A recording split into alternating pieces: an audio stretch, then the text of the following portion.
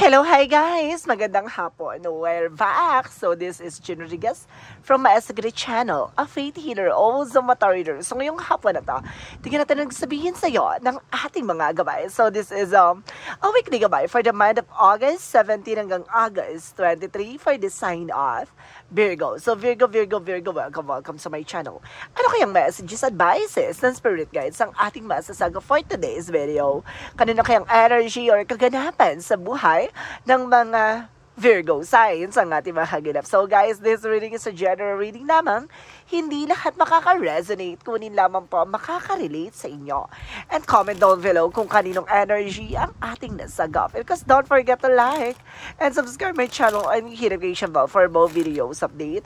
And of course, maraming salamat po sa mga walang sawang pagsuporta sa aking channel. Lalo-lalo na ang hindi nag-i-skip ng ads na way pagpalain kayo ng Diyos at may kapal, siksik, liglig, nag-uumapaw na biyayang manubalik sa inyo. So let's see what is the messages advice sa'yo ng ating angel spirit. So let's watch this. Ano kaya kaganapan sa buhay mo ang ating mahaganap? So ito na, tutuklasin na natin at hihimay-himay na natin yan.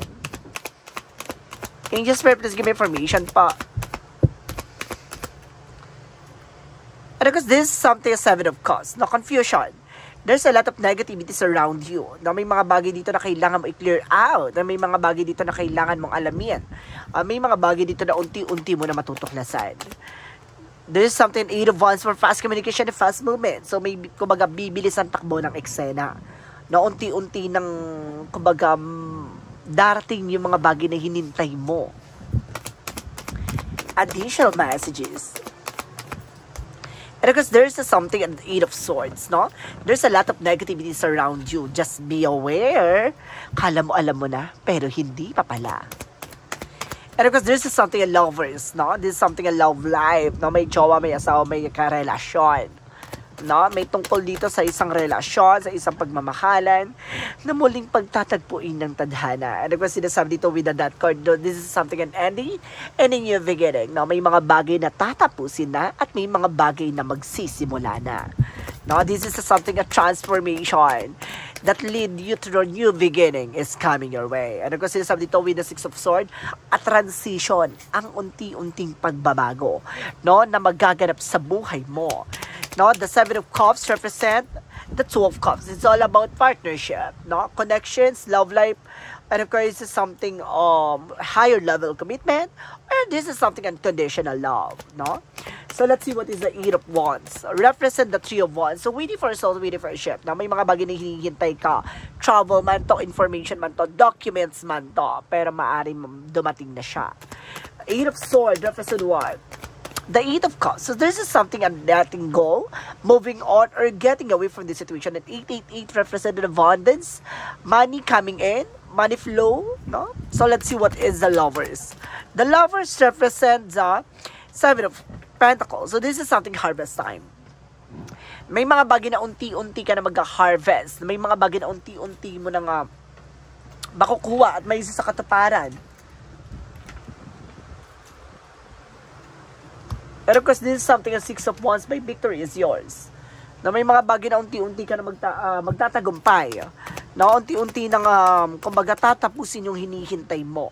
The Emperor is being a mature and a person or being grounded, no?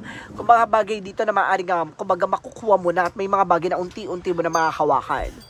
No? Kumbaga unti-unti na mababago. The 7 of Cups, because the 2 of Cups represent the King of Pentacles. So this is something of practicality. So kailangan maging practical ka. Emotional, practical, no? The 8 of Wands, because the 3 of Wands represent the 10 of Wands. So there's something burden or obligation. Marami ka mga obligasyon, responsibilidad na hinihintay, na pinapasan ngayon, na may mga bagay na hinihintay mo, maaari mo nang makuha at manasa, no?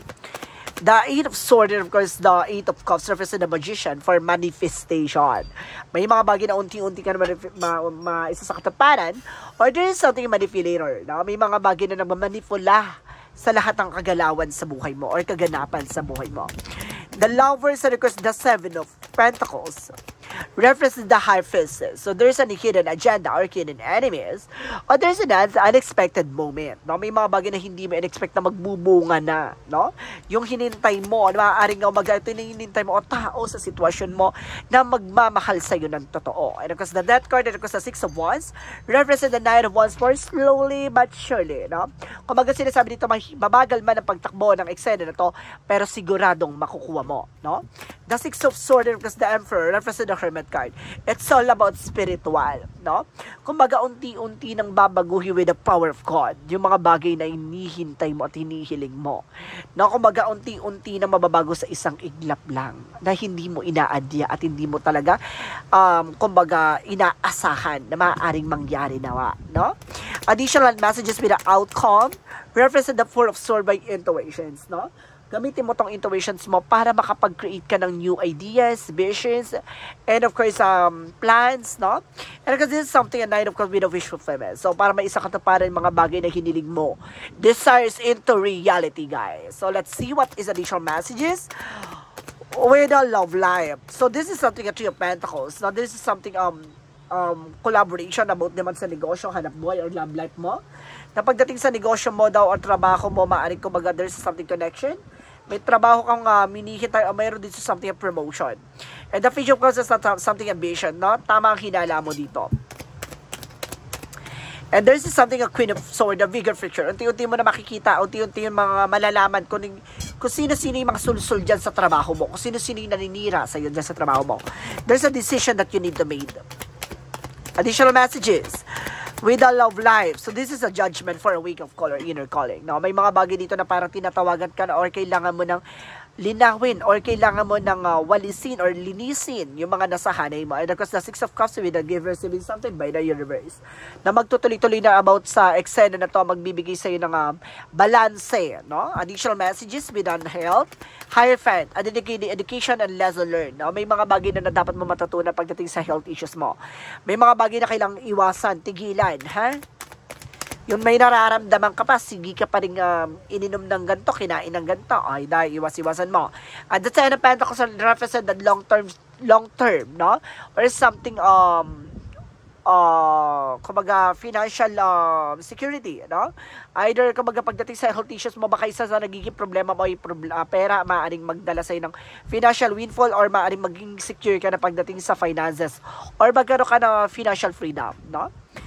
Baka yun yung nagbibigay stress or something, anxiety sa'yo, maaaring matapos na yan. So, let's see what is additional messages with the Romance Angels with the Mystic Love Oracle deck.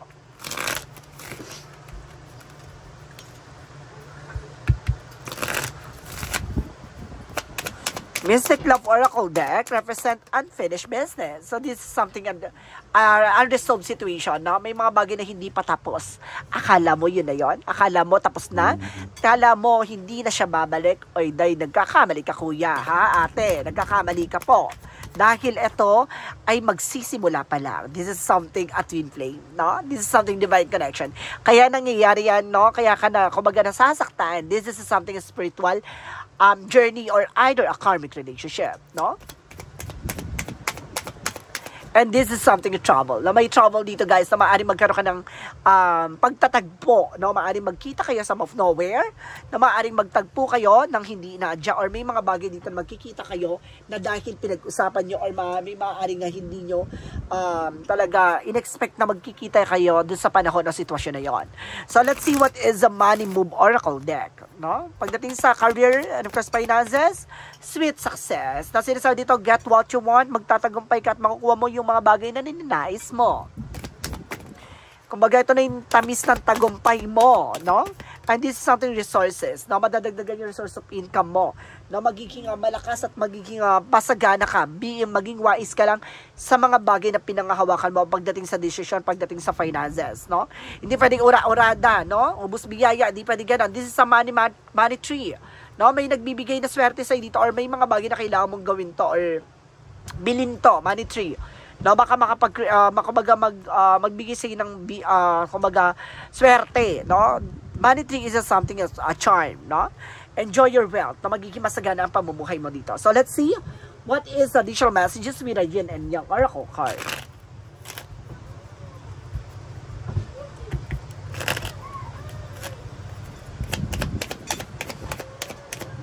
yin and yang oracle card represent what? Close up, no? May mga bagay dito na maaari ginagabayan ka, no? May mga bagay na ililinaw sa'yo, may mga bagay na ipapakita sa'yo. And this is something a message dreams, no? May mga bagay na parang binibigay sa'yo mensahe ng gabay, no? Maaari napapanaginipan mo, nakikita mo, no? Maaari nagkakaroon ka ng intuition that there's something masculine, no? This is something masculine energy, guys. Na maaaring kumbaga, meron dito masculine energy, but this is something of women, no? Maaring babae ka, or may pagkatibu-tibu ka, maaring bayola ka, bisexual ka, no? Or something a gay. This is something masculine energy here. Additional messages.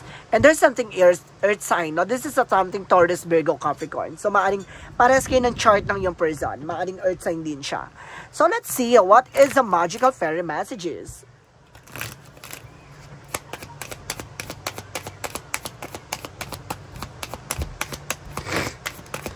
And this is something summer. Ngayon summer season, guys, na maaaring masagot na lahat ng katanungan mo. Na mawiwindang ka dahil malalaman at matutuklasan mo na. Diba? May ganon. So, let's see what is the synchronicities. For synchronicities, let's see. So, this is something faith. No? Sinusubukan na pananampalataya at tiwala mo dito. No? Dito ka parang, dito mo malalaman hanggang saan yung pananampalataya mo. This is something raven. Na may aswang, mayroon ditong uwak, no, na mayroon ditong kumbaga aswang na maaring may ganon, may katangian at kakayanan yung gumagawa sa iyo, no. Ginawang kayo ng eksena dito, guys. No, pinaghiwalay kayo nito, yung mga person mo. And this is something ready. Maganda ka na, ha. Love can exist. Talaga kumbaga, meron talaga ditong maaring kumbaga pinaghiwalay pero pagtatagpuin ng tadhana. So let's see what is additional messages with the magical fairy messages. And there's a go forward fearlessly. Kailangan mo magpatuloy na walang kinakatakutan. And this is your life purpose. Ito yung purpose mo sa buhay, ha? Ang maranasan at malaman lahat ng mga bagay na to. Na masakit man, at mahirap, pero kaya mo dapat yan ipaglaban. And there's a mysticism. No? May misteryo talaga sa likod ng eksena na yan. Meron dito nakabelo, nakikita nakabelo na itim na babae na maaring gumagawa sa inyo. And there's a vanity. No? Maaring obsessed tong tao na to, guys. And there's a trickery. No? Mapanlin lang na maaring nakakasalamuhan nyo siya. No? Nakakasama nyo siya. Malaking obsessed nito sa person mo, guys. May gusto to sa person mo. And there's a taking action. So, kailangan nyo mag-take ng action dito, guys. And because this is something marunong ka dapat humindi. Hindi dapat binibigay lahat ng information, ha? Huwag ka nagtitiwala basta-basta kahit na kaibigan mo yan or kahit na kapitbahay mo yan or either kumbaga relatives or anything pagdating sa relationship, dapat kumbaga pinoprotection, pinapangalagaan mo ang inyong sarili. And this is something, there's something better. Na may maganda pang ibig sabihin at kahihinat ng lahat ng mga bagay na to, kaya nalalaman mo na. No? Additional messages. And this is something prophecy. Propesya, no? Kumbaga talaga nakatadhana at nakatakdang mangyari. And this is something the sun card with the growth and of course God energy. No, lilinisin at talagang magbibigay sa iyo ng katuparan at kagalingan to. And this is something na confident, no? Kailangan mo lakasan ang loob mo, maging malakas at maging matibay, no? So let's see what is the Monsology. Your commitment is being tested, no? Pagdating sa communication, pagdating sa mga bagay-bagay na to ay subok na ang iyong relasyon. Expect the powerful change, no? Mag-expect ka ng mga pagbabago pang magaganap sa buhay mo, sa pag-ibig nyo at sa inyong relasyon. So, Romance Angels represent what? Let your friends help you, no? Kumbaga may mga kaibigan tutulong sa'yo. And there's a retreat, no? Kailangan nyo mag-disconnect from the world, no? Yung mga bagay na parang kumbaga sarili mo lang yung iisipin mo, kumbaga kailangan or kayong dalawa lang iisipin mo, kailangan kumbaga wala kang ibang pakikinggan, no? And this is something children, no? Connected with your children. Baka may mga anak ka na naiipit sa situation mo at nakapektuhan sa inyong relasyon. So let's see what is the energy. This it, I told you, may mangkukulam talaga. Kita niya? Diba? Ang creepy ng mukha, may mangkukulam talaga. This is something that thinking women. No, meron dito nag-overthink. Being paranoid. And there's a third chakra, Archangel Chamuel. No, about naman to sa nararamdaman mo, no, physically.